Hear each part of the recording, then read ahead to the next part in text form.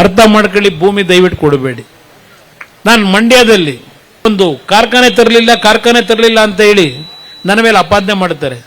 ಈ 2 ವರ್ಷ ಆಯ್ತು ನಾನೀಗ ಅಲ್ಲಿ ಅಪಾದನೆ ಮಾಡ್ತಾರೆ ನನಗೆ, ಒಂದು ಕಾರ್ಖಾನೆ ತರಲಿಲ್ಲ ಕುಮಾರಸ್ವಾಮಿ ಅಂತ ಹೇಳಿ.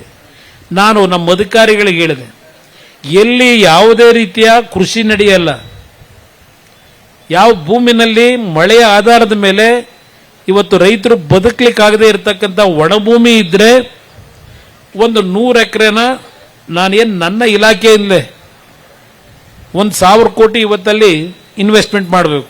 ಅದು ಬೇರೆ ರಾಜ್ಯಕ್ಕೆ ಹೋಗುತ್ತೆ.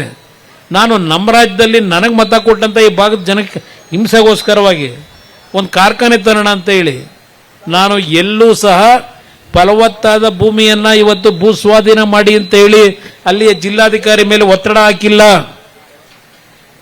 ಯಾಕಿದನ್ನು ಹೇಳ್ತೀನಿ ಅಂದ್ರೆ, ಇವತ್ತು ನಾನು ಇಡೀ ದೇಶದಲ್ಲಿ ಸುತ್ತಿದ್ದೇನೆ, ಈ ದೇಶ ಯಾವ ರೀತಿ ನಡೀತಾ ಇದೆ ಅದೆಲ್ಲವನ್ನ ಗಮನಿಸಿ ನನಗೆ ಅರ್ಥ ಮಾಡಿಸಿದ್ದೀರಿ. ನಾನು ನನ್ನನ್ನು ಬೆಳೆಸಿರ್ತಕ್ಕಂಥವ್ರು ನೀವು ಅಂತ 1000 ಬಾರಿ ಹೇಳಿದ್ದೇನೆ. ರಾಜ್ಯದ ಯಾವ ಮೂಲೆಗೆ ಹೋದರೂ ಹೇಳಿದ್ದೇನೆ. ರಾಮನಗರ ಜಿಲ್ಲೆ ನಾನು ಭೂಮಿಗೆ ಹೋಗೋವರೆಗೂ ಮರೆಯನ್ನಲ್ಲ. ನಾನು ಒಂದು ಹಾಡೇ ಇದೆ, ನಾನು ಬಹಳ ಅಚ್ಚುಮೆಚ್ಚಿನ ಹಾಡು. ಒಳಿತು ಮಾಡು ಮನುಷ್ಯ ನೀನು ಇರೋದು 3 ದಿವಸ. ನನ್ನ ಹಾಡೋದು ಯಾರಿಗೂ ಕೆಡಕು ಮಾಡೋ ಅವಶ್ಯಕತೆ ಇಲ್ಲ. ಅದರಿಂದ ಇಲ್ಲಿ ಯಾರಿಗೋಸ್ಕರ ಮಾಡ್ತೀರಿ ಇದನ್ನ? ಯಾತಕ್ಕೆ ಟೌನ್ಶಿಪ್? ಈಗ ಮೊದಲು ಬೆಂಗಳೂರು ಸರಿ ಮಾಡಿ. ಬೆಂಗಳೂರಿನಲ್ಲಿ ಕೆಲವು ಭಾಗದಲ್ಲಿ ಪ್ರಾಣಿಗಳು ಬದುಕಲಿಕ್ಕಾಗಲ್ಲ, ಆ ರೀತಿ ಬದುಕ್ತಾ ಇದ್ದಾರೆ.